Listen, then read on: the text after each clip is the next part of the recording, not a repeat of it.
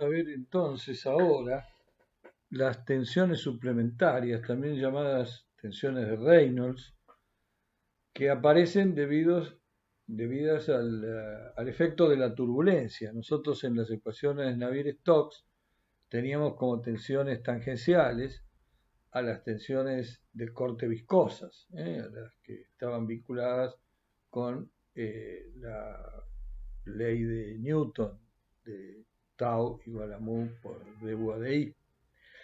Pero los efectos de la turbulencia también aparecen y muy relevantemente en el caso de las tensiones de corte. Eh, para este análisis vamos a considerar un escurrimiento bidimensional de ancho B normal a la pantalla, en el que solamente vamos a tomar la componente de velocidad en X, que es U, y vamos a considerar que tanto B como W son nulas. Además, vamos a hacer las hipótesis de movimiento uniforme y permanente, es decir, que la derivada de u respecto de x va a ser igual a la derivada de u respecto de t igual a 0. Bien, mirando la figura, podríamos decir que el intercambio de cantidad de movimiento entre dos caras que están, digamos, a una distancia una de otra relativamente pequeña diferencial de i, se produce por la acción de la fluctuación V' normal al escurrimiento. El hecho de que solamente tengamos velocidad en U no indica que no haya fluctuaciones en el otro plano. En este caso estamos tomando el plano vertical, de manera que sería V'. Y esa V', que es normal al escurrimiento, por dm a dt, me va a permitir, por dx y por b, y por ρ, me va a permitir tener la cantidad de movimiento que se va a intercambiar entre estas dos caras que están a una distancia de i. La variación de la cantidad de movimiento entre las dos capas será dm a dt por u menos u más du, y ρ V' de x por b por menos de u resultará menos dx por b por b' por du. En valor medio resultará esta fuerza igual a la fuerza exterior media. No nos olvidemos que dm a dt es igual a f sub t. De manera que F sub t, la fuerza exterior media, será menos ρ por B por dx por B' du raya. Si esa es la fuerza exterior, la tensión tangencial resultará Ft sobre el área B por dx, que es el área que normal a la pantalla. Y entonces, mirando lo que era la fuerza y dividiendo por B por dx, la tensión de corte me va a resultar menos ρ por B' de U.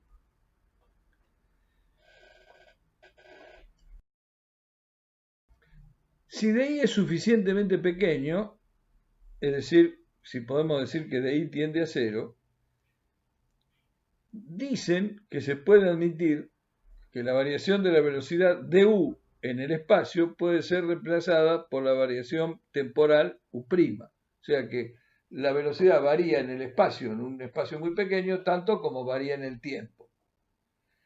En ese caso, tau será igual a menos u' por b' raya.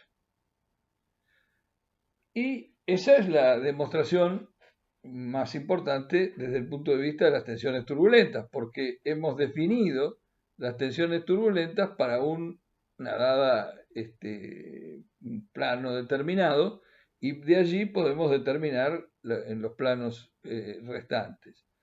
Nosotros vemos acá las tensiones a la izquierda completa para las ecuaciones de Navier-Stokes, las tensiones de corte en IZ, en ZX, en XY, y las tensiones normales en X, en Y y en Z, Y por lo tanto, acá a la izquierda tenemos los que llamamos las tau prima, ¿eh? ¿eh?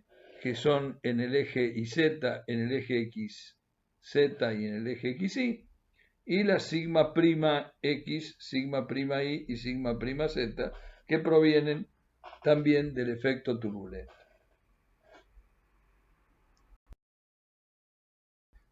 Ahora parecería que hemos resuelto el problema. Evidentemente, las tensiones de corte turbulenta son ρ por U' B' raya. Pero aquí que si no las medimos, no podemos saber cuánto vale U' B' raya. Las tensiones suplementarias debidas a la turbulencia son ρ U' cuadrado en lo que concierne a las tensiones normales y de la forma ρ U' B' raya en las componentes tangenciales. Estas tensiones tienen el mismo papel que las debidas a la viscosidad, pero en general son mucho más elevadas. Por ejemplo, superiores en varias potencias de 10. De modo que usualmente es posible en las ecuaciones Navier-Stokes despreciar las fuerzas viscosas, si el flujo es altamente turbulento. Pero para utilizar estas ecuaciones es necesario expresar las variables ρ U' raya cuadrado y ρ U' B'. Y esto a su vez requiere nuevas hipótesis, porque solamente midiéndose, bueno, si tengo que medir, no puedo calcular previamente nada. El primero en tratar de buscarle una solución a este problema fue Boussinesq, que propone la viscosidad de remolino en 1877, y lo que en realidad propone es una alternativa muy sencilla, que es calcular la tensión de corte turbulenta por analogía con la ecuación de Newton de las tensiones tangenciales de tipo viscoso. Y para eso utiliza el coeficiente eta, al que denominó viscosidad de remolino. Nosotros acá le hemos puesto eta T, eta turbulento, pero en general la tensión de corte turbulenta será igual a eta T por dB a dI. Con lo cual, siendo B la velocidad media, ¿no? Del flujo, con B raya, digamos. Pero vamos a ver inmediatamente en la clase de hoy que Pran demostró que ese coeficiente no solo es función de la naturaleza del fluido, sino que también varía con las condiciones del escurrimiento, lo cual evidentemente hace que es una fórmula un tanto, diríamos, muy superficial. Pran, justamente para tratar de resolver este problema, introdujo la noción de longitud de mezcla. Y vamos a hacer casi el mismo análisis que hicimos anteriormente. Considerar un escurrimiento plano, la velocidad media paralela al eje varía solo en la dirección normal y, de modo que du a dx también es cero. Estamos en las mismas condiciones que hicimos el análisis, pero ahora la distancia entre U y U de I más L, en vez de ser de I, es una longitud L que le llama Pran longitud de mezcla.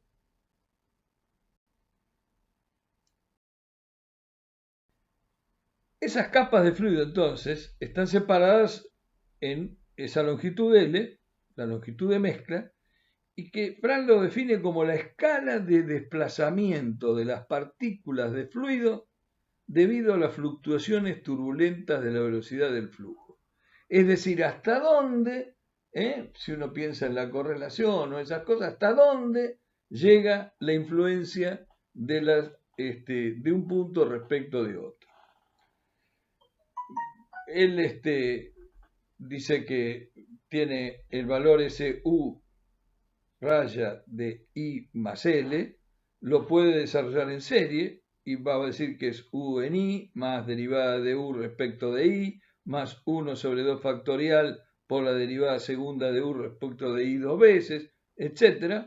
Y luego elimina los infinitésimos de segundo orden, con lo cual le queda que U de I más L es igual a U de I más la derivada de U respecto de I por L, de donde despeja de U, ¿no? Y le queda U de I más L menos U sub I. Y de U entonces sería igual a U de I más derivada de U respecto de I por L menos U de I. Es decir, du es igual a L por du a di. Y como la longitud de mezcla L es suficientemente pequeña, se dice que du tiende al valor U', por lo que U' en realidad sería igual a L por du a di.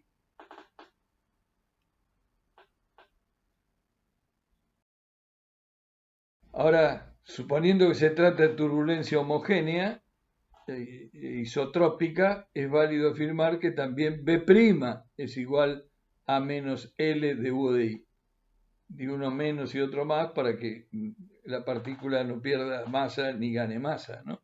En consecuencia, tau sub t, que es igual a menos ρ por U' B' raya, va a ser igual a ρ L cuadrado por du a di al cuadrado. Y entonces igual a esta expresión y le queda que tau t es igual a ρ L cuadrado por derivada de U respecto de I al cuadrado. Y esto lo iguala con la expresión de Boussinesq y con lo cual demuestra que eta t es igual a ρ por L cuadrado por du a di, con lo cual el coeficiente denominado viscosidad de remolino no solo es función de la naturaleza del fluido, que podría incluirse en ρ y en la longitud de mezcla, sino también de variables características del flujo, que impiden conocer de antemano su valor para efectuar el cálculo de la tensión de corte. Si yo tengo que conocer cómo hago du a di, es parte de las ecuaciones.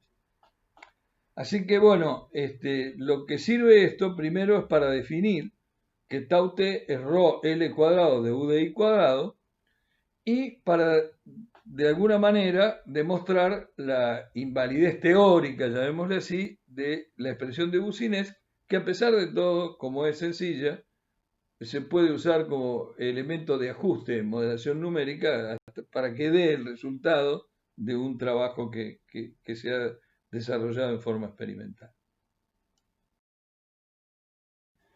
Bueno, el que de alguna manera le encuentra la vuelta al tema es Theodor von Karman. Theodor von Karman, una personalidad muy especial, la cual bueno, probablemente tengamos tiempo de conversar en la clase de arrastre. Y él define una velocidad de corte. Una velocidad que no es tal, pero tiene las dimensiones de viscosidad, de velocidad.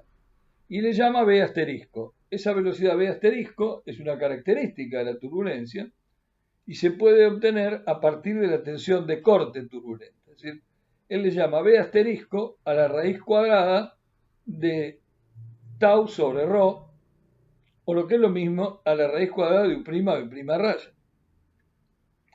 Esa velocidad de corte mide la intensidad de la vorticidad turbulenta y la transferencia de cantidad de movimiento debida a las fluctuaciones. O sea que, de alguna manera, tiene cierto sentido que raíz de U' B' raya sea una velocidad de corte. La hipótesis de von Karman es que las fluctuaciones turbulentas son similares en todo punto del campo del escurrimiento, por lo que ellas pueden definir de punto a punto solamente con factores de escala de longitudes y tiempos, y además él plantea la validez de la expresión de Planck, o sea que tau es ρ L cuadrado por du a di al cuadrado. A efectos de obtener la condición de semejanza, eso puede suponer, con esa condición de que son similares en todos los puntos, puede suponer un flujo plano U de U de I y B igual a 0, en el que la teoría simplificada de von Karman llega a demostrar que la longitud de mezcla, ese valor, la longitud de mezcla, debido a esas condiciones de similitud, según von Karman, entonces la longitud de mezcla resultaría igual a kappa, subconstante de von Karman, por la derivada de U respecto de I sobre derivada segunda de U respecto de I dos veces.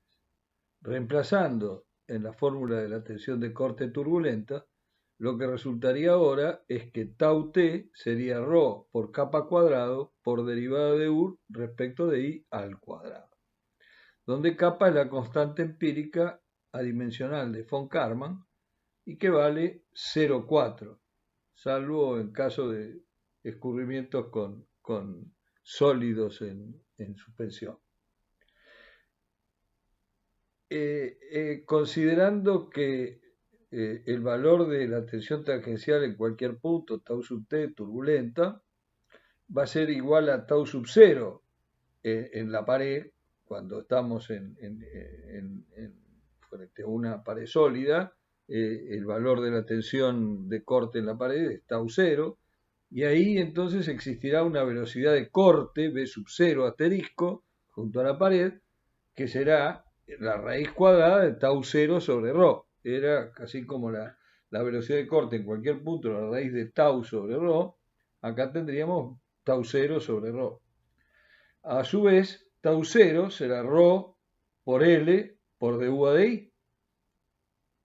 Si uno eleva al cuadrado y asume que junto a la pared el valor de L va a ser kappa por I, tendríamos que V0 cuadrado sería igual asterisco, ¿no? V0 asterisco cuadrado sería igual a kappa cuadrado por I cuadrado por derivada de U respecto de I al cuadrado.